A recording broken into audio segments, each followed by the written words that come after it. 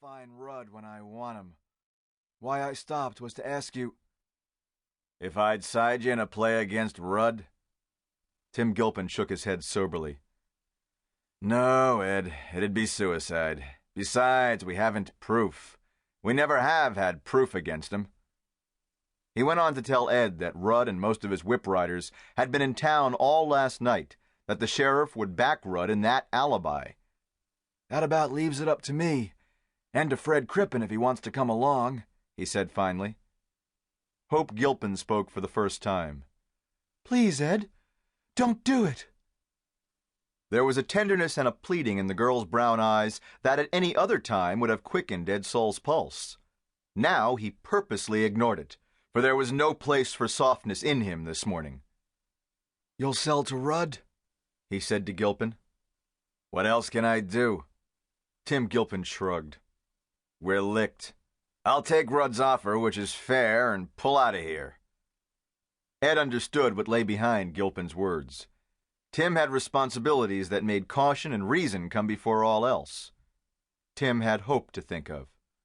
It had been the same with the others whose herds had completely vanished in the roar of the storm's downpour last night. Nee had a wife. Baker was crippled. Hollister and Baggins weren't the kind who would readily take to guns. There's 2 sections in my layout, Tim, Ed declared. Rudd offers $500 for them. What good is $500 to a man?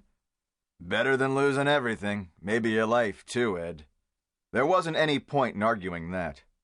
Ed said abruptly, Be seeing you, and reined his bay around and started away. Hope called after him, but by that time his pony's shoes were racketing across the gravel out by the barn, and her call went unanswered. Ed Soul heard Hope's voice, but he couldn't let it stop him, for he knew that the things he would say and the look in her eyes would dull the sharp edge of his anger. And more than anything else, he wanted to strike back at the man who had ruined him. It had been nothing but trouble these past 3 years, trouble with Mike Rudd. The Whip was the biggest outfit in the country. Its brand sprawled over 50 sections of good grass range. It was Ed's hard luck, along with the rest, that he'd put all his savings into a land company 5 years ago, the same land company that had thrown a dam across a steep-walled gorge high in the hills and turned dry and barren Alkali Valley into a rancher's paradise. It was hard luck, because Mike Rudd was an ambitious man and resented these small outfits mushrooming out of the waste of what he considered his own private domain. Whip Range almost entirely encircled Alkali Valley. Rudd had made it hard for these small ranchers from the beginning. His hardware store, the only one within 200 miles, had its own price on any merchandise sold to an Alkali Valley man. They had patiently put up with it, buying only the necessities and sometimes going without, and they had stoically repaired the damage to their fences and ditches resulting from mysterious night raids made by unknown riders. They had always suspected Mike Rudd, but they had always lacked proof, just as they lacked it now. Ed Soul was broke, the hope of owning his own brand wiped out in the thunder and wind squalls of a single night's storm. But his pride wasn't broken, and in those early hours before dawn this morning, after he'd discovered his loss, he had come to the only decision his pride could make. He would meet Mike Rudd face to face with a gun, and one of them would go down.